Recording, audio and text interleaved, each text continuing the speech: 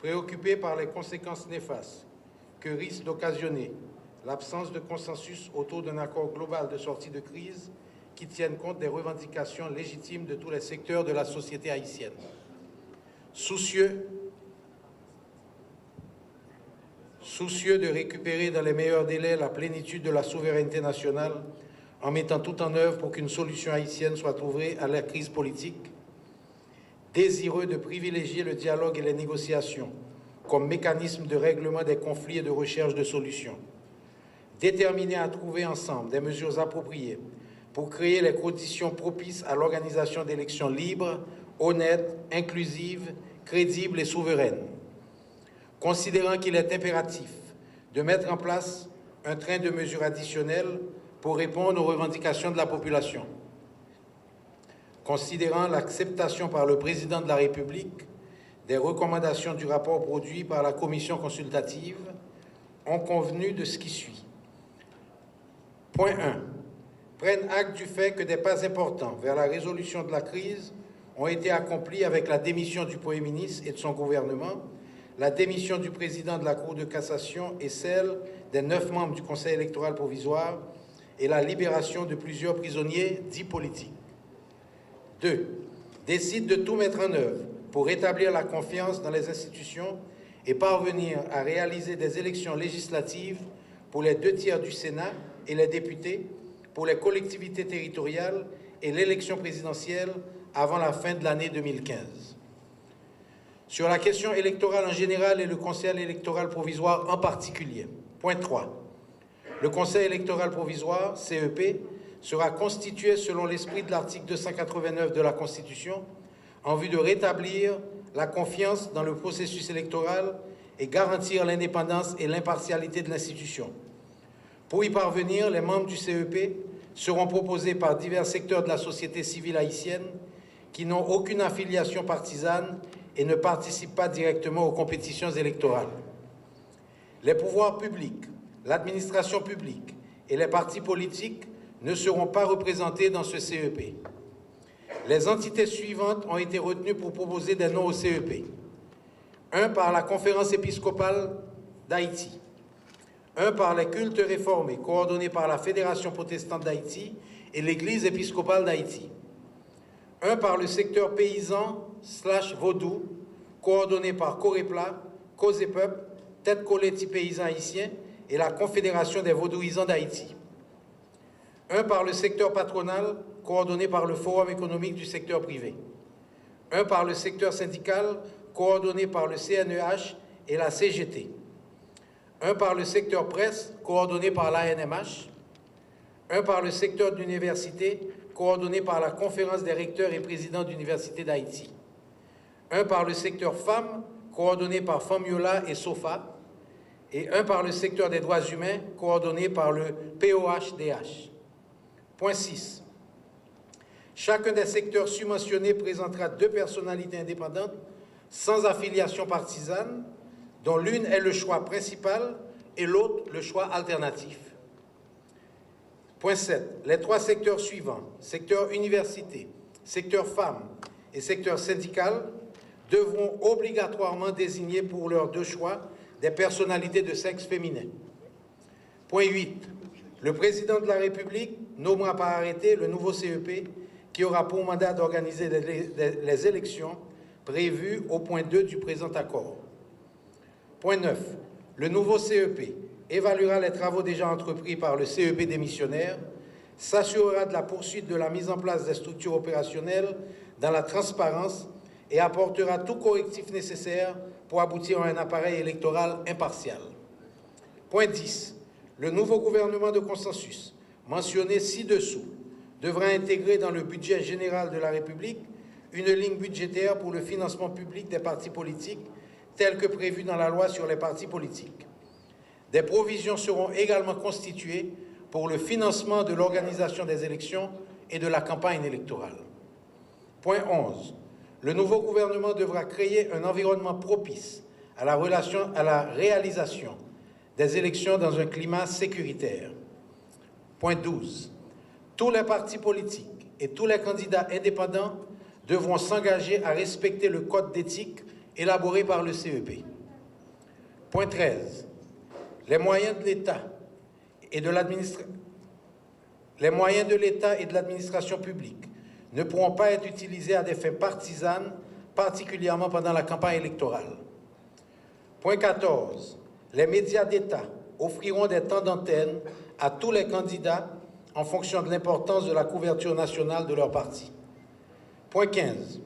Une commission bipartite, présidence et partis politiques, travaille à la recherche d'un consensus autour des modifications de la loi électorale à proposer au Parlement. Point 16.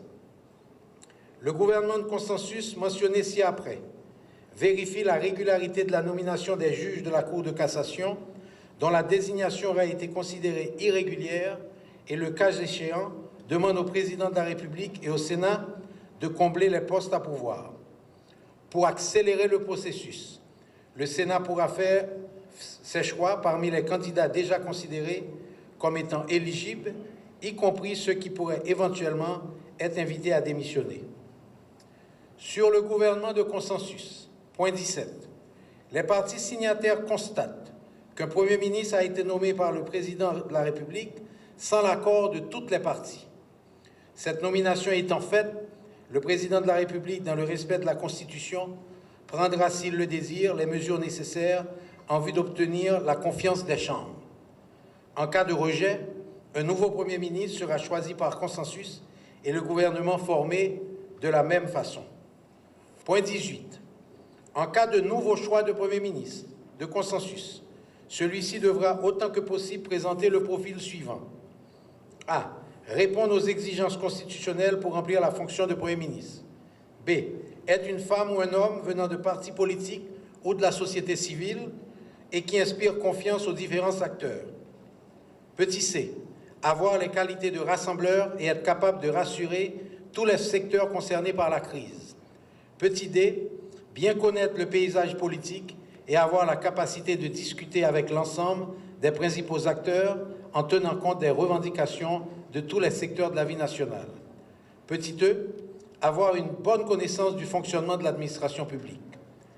Point 19. Les partis signataires s'engagent à préserver autant que possible l'esprit prévalant à la formation de ce gouvernement de consensus jusqu'aux prochaines élections législatives. Point 20.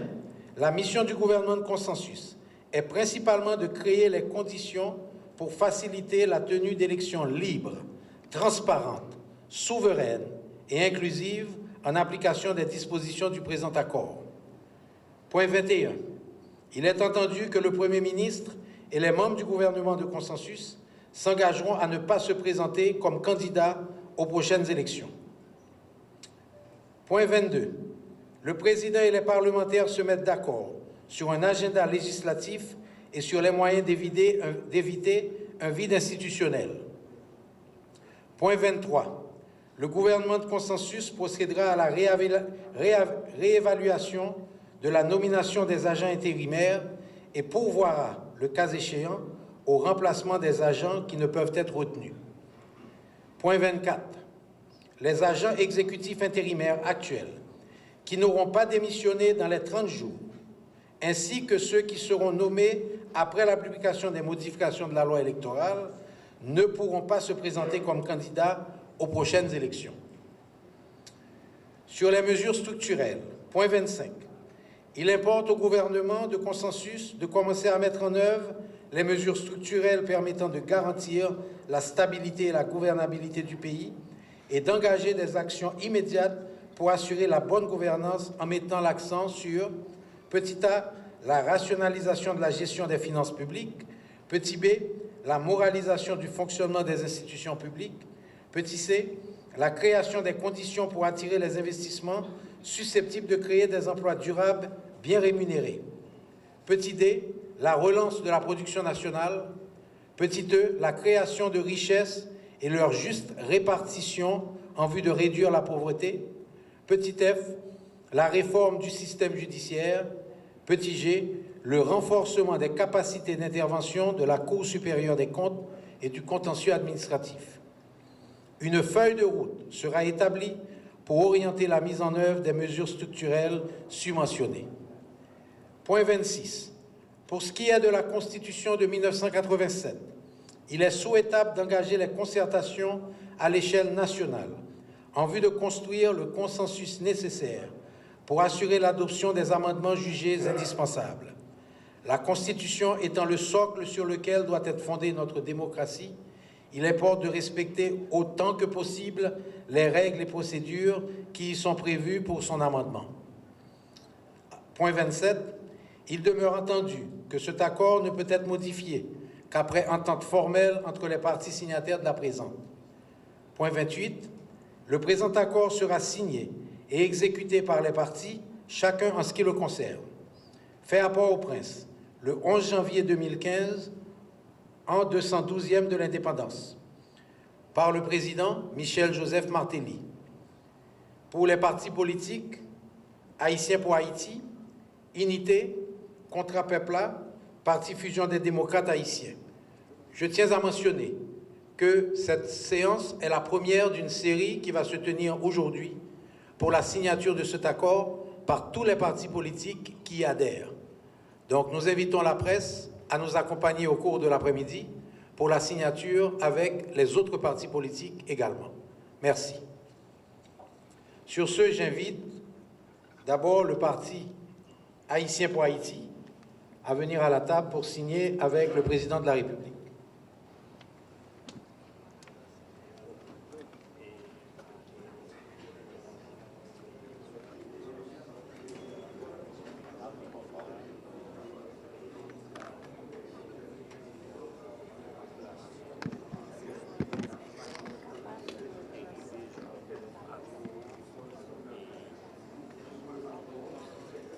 Et pour le Parti haïtien pour Haïti, signeront M. Jonas Kofi et M. Wilbert